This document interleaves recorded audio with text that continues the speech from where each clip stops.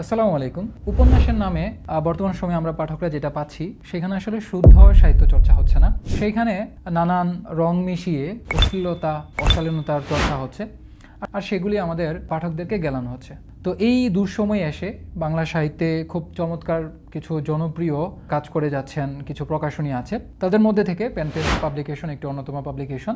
তো তাদের প্রকাশিত দুটি বই নিয়ে আমি আজকে কথা বলবো, যার একটি হচ্ছে গুলমোহর এবং অন্য একটি বই হচ্ছে ইয়াসমিন।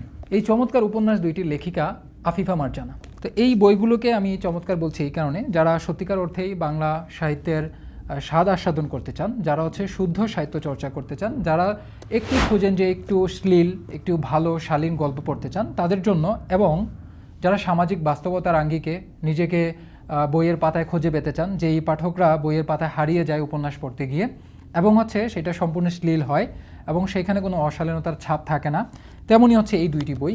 তো এই বই দুইটিকে আসলে আমাদের যেই সামাজিক চিত্র আছে সেগুলি বইগুলোর মধ্যে উপস্থাপন করা হয়েছে।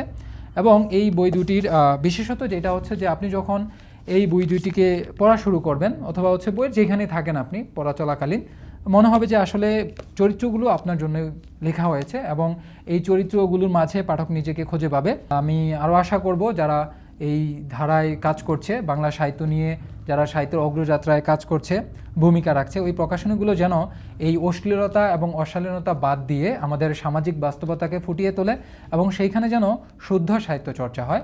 আসসালামু আলাইকুম।